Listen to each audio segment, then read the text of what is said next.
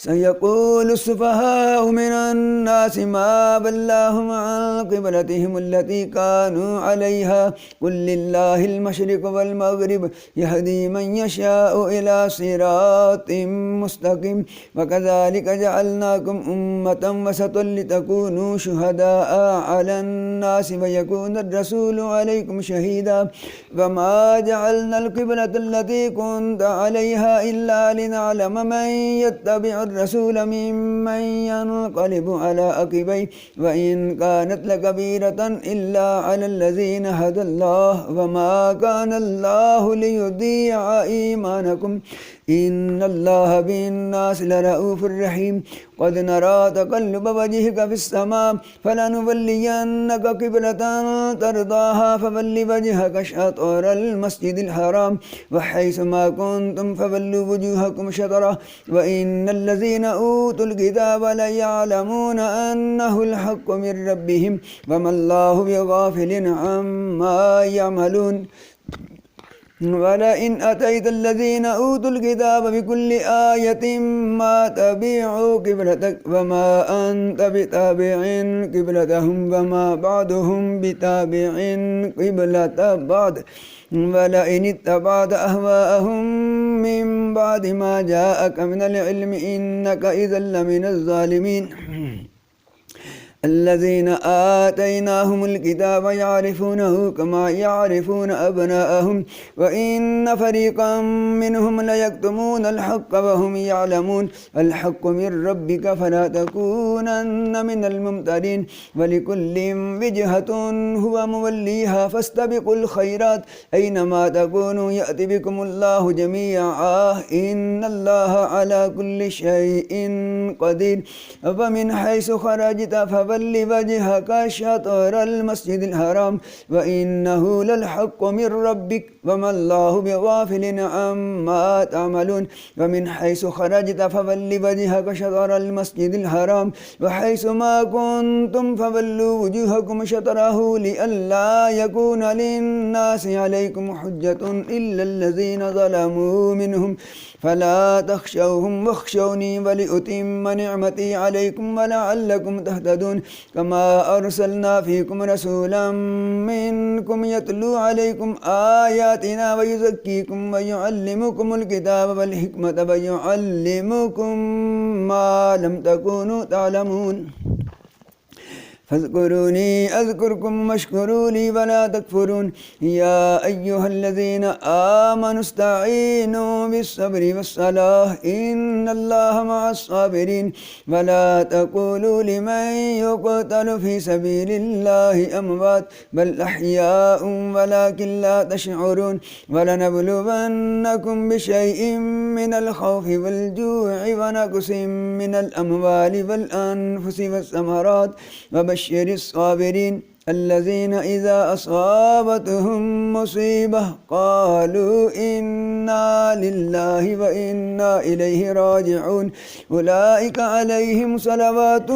من ربهم ورحمة وأولئك هم المهتدون إن الصفا والمروة من شعائر الله فمن حج البيت أو اعتمر فلا جناح عليه أن يطوف بهما ومن تطوع خيرا فإن الله شاكر عليم إن الذين يكتمون ما أنزلنا من البينات والهدى من بعد ما بيناه للناس في الكتاب أولئك يلعنهم الله ويلعنهم اللاعنون إلا الذين تابوا وأصلحوا وبينوا فأولئك أتوب عليهم وأنا التواب الرحيم إن الذين كفروا وماتوا وهم كفار أولئك عليهم لعنة الله بالملائكة والناس أجمعين خالدين فيها لا يخفف عنهم العذاب ولا هم ينذرون وإلهكم إله واحد لا إله إلا هو الرحمن الرحيم إن في خلق السماوات والأرض واختلاف الليل والنهار والفلك التي تجري في البحر بما ينفع الناس وما أنزل الله من السماء من ماء فأحيا به الأرض فأحيا به الأرض بعد موتها وبث فيها من كل دابة وتصريف الرياح والسحاب المسخر بين السماء والأرض لآيات لقوم يعقلون ومن الناس من يتخذ من دون الله أندادا يحبونهم كحب الله والذين آمنوا أشد حبا لله ولو يرى الذين ظلموا إذ يرون العذاب أن القوة لله جميعا وأن الله شديد العذاب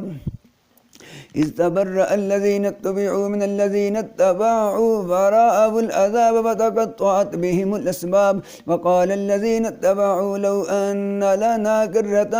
فنتبرأ منهم كما تبرأوا منا كذلك يريهم الله أعمالهم حسرات عليهم وما هم بخارجين من النار يا أيها الناس كلوا مما في الأرض حلالا طيبا ولا تتبعوا خطوات الشيطان إنه لكم عدو مبين إنما يأمركم بالسوء والفحشاء وأن تقولوا على الله ما لا تعلمون وإذا قيل لهم اتبعوا ما أنزل الله قالوا بل نتبع ما ألفينا عليه آباءنا أولو كان آباؤهم لا يعقلون شيئا ولا يهتدون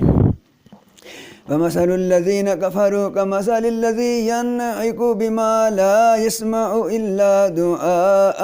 ونداء صم بكم عمي فهم لا يعقلون يا أيها الذين آمنوا كلوا من طيبات ما رزقناكم واشكروا لله إن كنتم إياه تعبدون إنما حرم عليكم الميتة والدم ولحم الخنزير وما أهل به لغير الله فمن اضطر غير باغ ولا عاد فلا إثم عليه إن الله غفور رحيم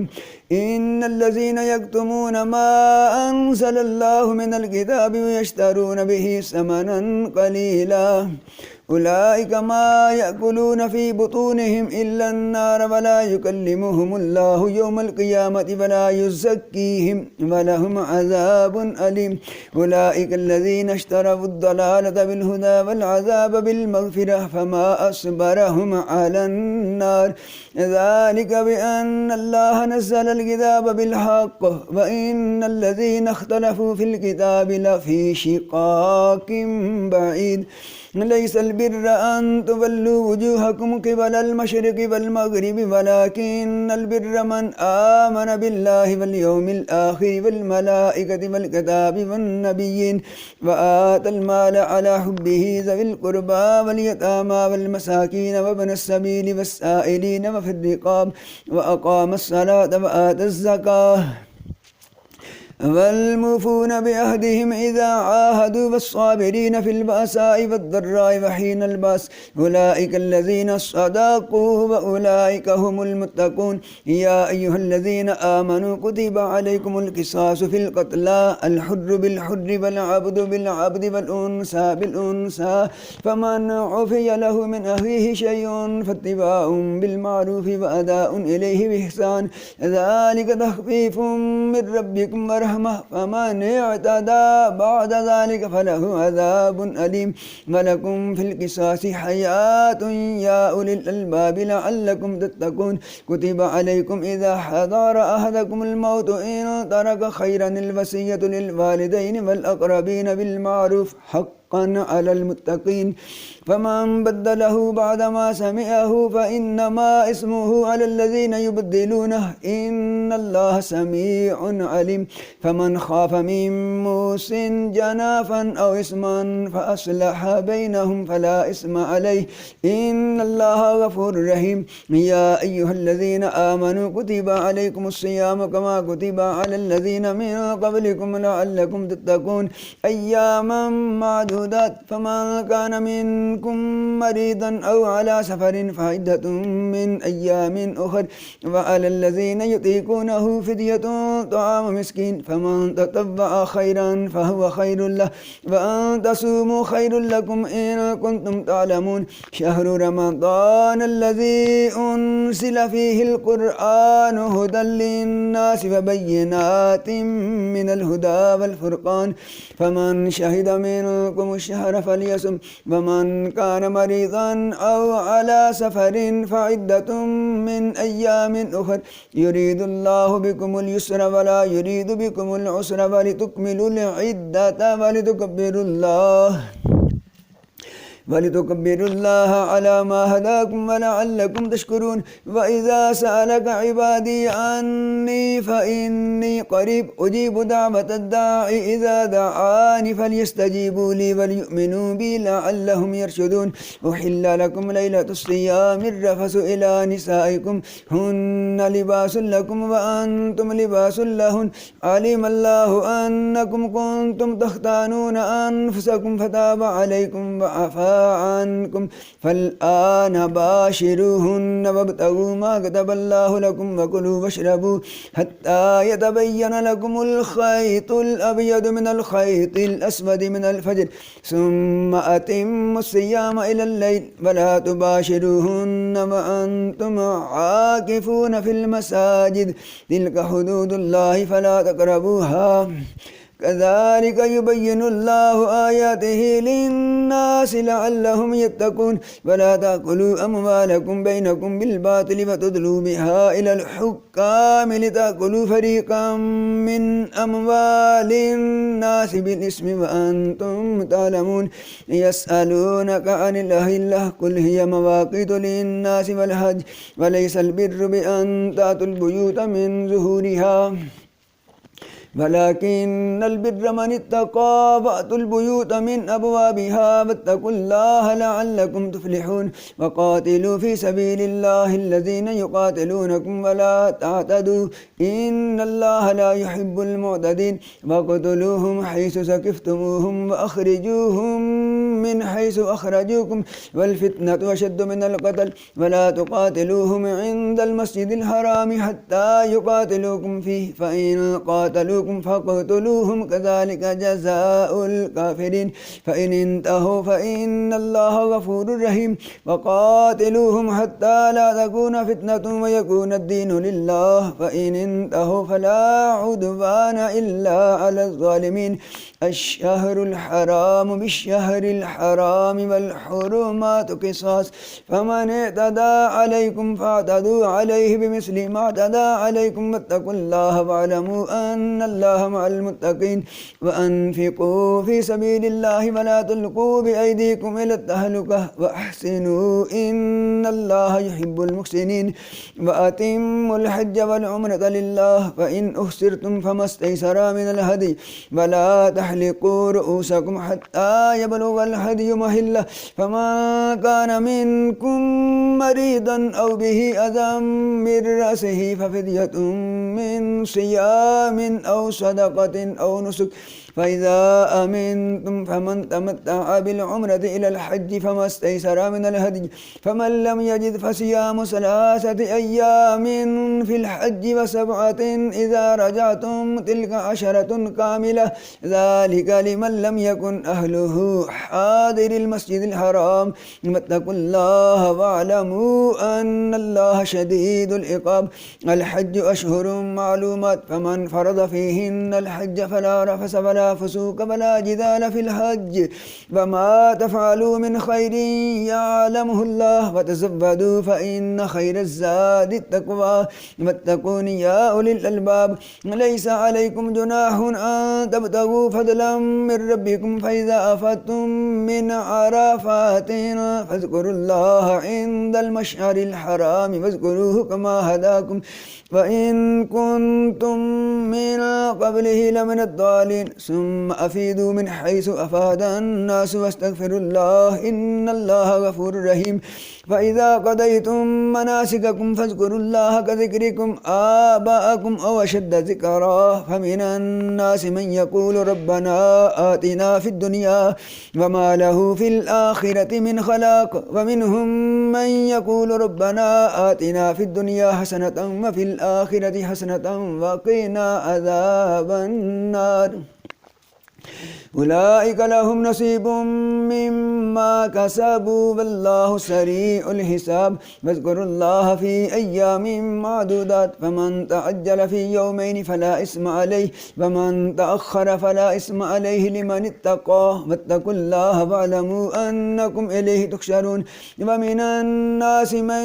يعجبك قوله في الحياة الدنيا ويشهد الله على ما في قلبه وهو ألد الخصام وإذا تولى سعى في الأرض ليفسد فيها ويهلك الحرث والنسل والله لا يحب الفساد وإذا قيل له اتق الله أخذته العزة بالإثم فحسبه جهنم ولبئس المهاد ومن الناس من يشري نفسه ابتغاء مرضات الله والله رؤوف بالعباد يا أيها الذين آمنوا ادخلوا في السلم كافة ولا تتبعوا خطوات الشيطان إنه لكم عدو مبين فإن زللتم من بعد ما جاءتكم البينات فاعلموا أن الله عزيز حكيم هل ينظرون إلا أن يأتيهم الله في ظلل من الغمام والملائكة وقضي الأمر وإلى الله ترجع الأمور سل بني إسرائيل كم آتيناهم من آية بينة ومن يبدل نعمة الله من بعد ما جاءته فإن الله شديد العقاب زين للذين كفروا الحياة الدنيا ويسخرون من الذين آمنوا والذين اتقوا فوقهم يوم القيامة والله يرزق من يشاء بغير حساب كان الناس أمة واحدة فبعث الله النبيين مبشرين ومنذرين وأنزل معهم الكتاب بالحق ليحكم بين الناس فيما اختلفوا فيه وما اختلف فيه إلا الذين أوتوه من بعد ما جاءتهم البينات بغيا بينهم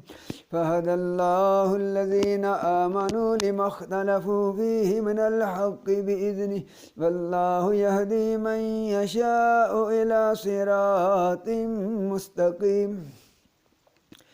أم حسبتم أن تدخلوا الجنة فلما يأتكم مثل الذين خلوا من قبلكم مستهم البأساء والضراء وزلزلوا حتى يقول الرسول والذين آمنوا معه متى نصر الله ألا إن نصر الله قريب يسألونك ماذا ينفقون قل ما أنفقتم من خير فللوالدين والأقربين واليتامى والمساكين وابن السبيل وما تفعلوا من خير فإن الله به عليم كتب عليكم القتال وهو كره لكم وعسى أن تكرهوا شيئا وهو خير لكم وعسى أن تحبوا شيئا وهو شر لكم والله يعلم وأنتم لا تعلمون يسألونك عن الشهر الحرام قتال فيه قل قتال فيه كبير وصد عن سبيل الله وكفر به بالمسجد الحرام وإخراج أهله منه أكبر عند الله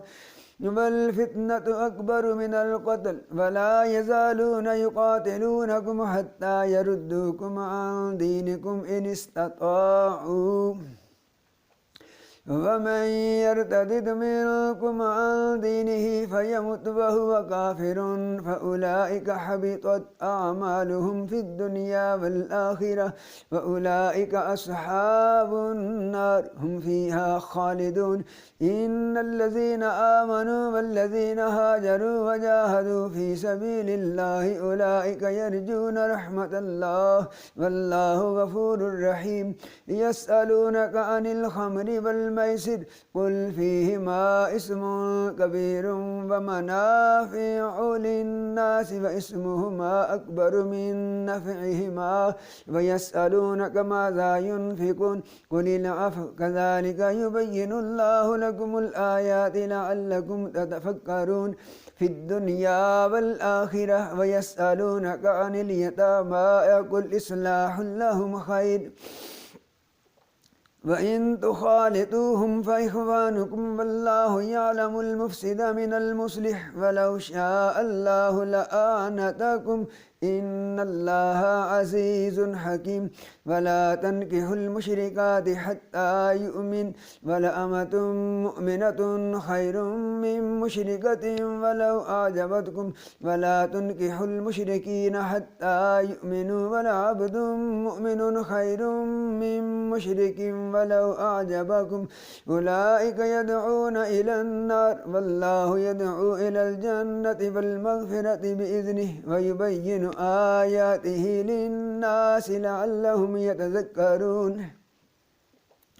ويسألونك عن المحيض قل هو أذى فاعتزلوا النساء في المحيض ولا تقربوهن حتى يطهرن فإذا تطهرن فأتوهن من حيث أمركم الله إن الله يحب التوابين ويحب المتطهرين نساؤكم حرث لكم فأتوا حرثكم أنى شئتم وقدموا لأنفسكم فاتقوا الله واعلموا أنكم ملاقوه وبشر المؤمنين ولا تجعلوا الله عرضة لأيمانكم أن تبروا وتتقوا وتصلحوا بين الناس والله سميع عليم لا يؤاخذكم الله باللغو في أيمانكم ولكن يؤاخذكم بما كسبت قلوبكم والله غفور حليم للذين يؤلون من نسائهم تربص 4 أشهر فإن فاءوا فإن الله غفور رحيم وإن عزموا الطلاق فإن الله سميع عليم والمطلقات يتربصن بأنفسهن 3 قروء ولا يحل لهن أن يكتمن ما خلق الله في أرحامهن إن كن يؤمن بالله واليوم الآخر وبعولتهن أحق بردهن في ذلك إن أرادوا إصلاحا ولهن مثل الذي عليهن بالمعروف وللرجال عليهن درجة والله عزيز حكيم الطلاق 2 فإمساك بمعروف أو تسريح بإحسان ولا يحل لكم أن تأخذوا مما آتيتموهن شيئا إلا أن يخافا ألا يقيما حدود الله فإن خفتم ألا يقيما حدود الله فلا جناح عليهما فيما افتدت به تلك حدود الله فلا تعتدوها ومن يتعد حدود الله فأولئك هم الظالمون فإن طلقها فلا تحل له من بعد حتى تنكح زوجا غيره فإن طلقها فلا جناح عليهما أن يتراجعا إن ظنا أن يقيما حدود الله وتلك حدود الله يبينها لقوم يعلمون وإذا طلقتم النساء فبلغن أجلهن فامسكوهن بمعروف أو سرحوهن بمعروف ولا تمسكوهن ضرارا لتعتدوا ومن يفعل ذلك فقد ظلم نفسه ولا تتخذوا آيات الله هزوا واذكروا نعمة الله عليكم وما أنزل عليكم من الكتاب والحكمة يعظكم به فاتقوا الله واعلموا أن الله بكل شيء عليم وإذا طلقتم النساء فبلغن أجلهن فلا تعضلوهن أن ينكحن أزواجهن إذا تراضوا بينهم بالمعروف ذلك يوعظ به من كان منكم يؤمن بالله واليوم الآخر ذلكم أزكى لكم وأطهر والله يعلم وأنتم لا تعلمون والوالدات يرضعن أولادهن حولين كاملين لمن أراد أن يتم الرضاعة وعلى المولود له رزقهن وكسوتهن بالمعروف لا تكلف نفس إلا وسعها لا تضار والدة بولدها ولا مولود له بولده وعلى الوارث مثل ذلك فإن أرادا فصالا عن تراض منهما وتشاور فلا جناح عليهما وإن أردتم أن تسترضعوا أولادكم فلا جناح عليكم إذا سلمتم ما آتيتم بالمعروف واتقوا الله واعلموا أن الله بما تعملون بصير والذين يتوفون منكم ويذرون أزواجا يتربصن بأنفسهن 4 أشهر وعشرا فإذا بلغن أجلهن فلا جناح عليكم فيما فعلن في أنفسهن بالمعروف والله بما تعملون خبير ولا جناح عليكم فيما عرضتم به من خطبة النساء أو أكننتم في أنفسكم علم الله أنكم ستذكرونهن ولكن لا تواعدوهن سرا إلا أن تقولوا قولا معروفا ولا تعزموا عقدة النكاح حتى يبلغ الكتاب أجله واعلموا أن الله يعلم ما في أنفسكم فاحذروا واعلموا أن الله غفور حليم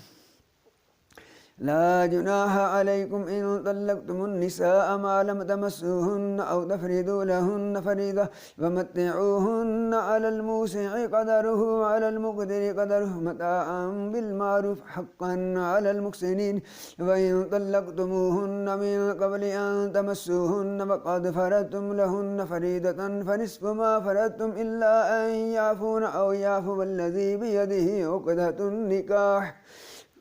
وأن تعفوا أقرب للتقوى ولا تنسوا الفضل بينكم إن الله بما تعملون بصير حافظوا على الصلوات والصلاة الوسطى وقوموا لله قانتين